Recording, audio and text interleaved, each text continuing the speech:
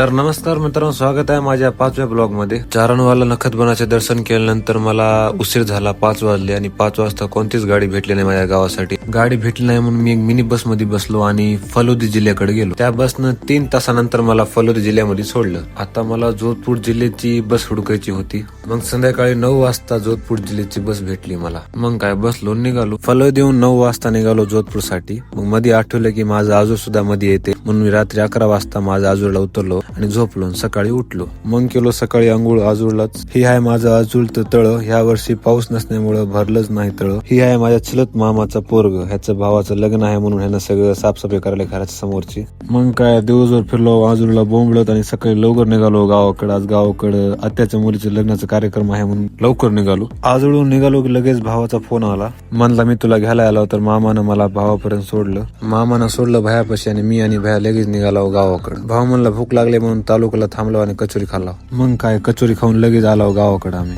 हे आपलं गाव. इथून माझ्या गावाची बॉन्ड चालू होते. गावात नवीन हायवे आले म्हणून सगळं नवीनच झाले गावात. हे आमचं गावात सगळ्यात जुना मंदिर भगवान कृष्णाचा. मग काय गाडीचं खाडी उतरलो नाही की नुसतं कामावर काम. चाय कॉफी. त्याच्या मुलीचं लग्न आहे, त्याची तयारी चालू आहे. नुसतं कामावर काम आहेत. मग काय समजा भावाला घरी बोललं आणि तिलक काढलं आणि फेटा घातलं. मग काय सगळे सोयरेधारे गेले, हॉलची केली साफसफाई. तुम्ही म्हणत असेल मागले एवढे फोटो कोणाचे आहेत, हे आमचे सगळे पूर्वज आहेत. मग लगेच घेतलो आजाची गाडी आणि लगेच निघालो शेताकडे. हे आहे आमच्या शेत.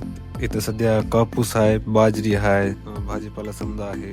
शेताच्या बाजूलाच सती माताचं मंदिर आहे. लगेच घेतलो दर्शन. मग रस्त्यात आला आमच्या गावचा गौशाला. इथं अजून 900 ते 800 गाय आहेत मध्ये. आमच्या एरियामध्ये सगळ्यात मोठा गौशाळा आमच्या गावामध्येच आहे. मग काय संध्याकाळी बघितलं भगवान कृष्णाची आरती. आमच्या गावातला सगळ्यात मोठा मंदिर आहे आणि हे आपले आहेत भगवान कृष्ण आणि रुक्मिणी. ह्याच्या नंतरचा ब्लॉग पार्ट 6 मध्ये.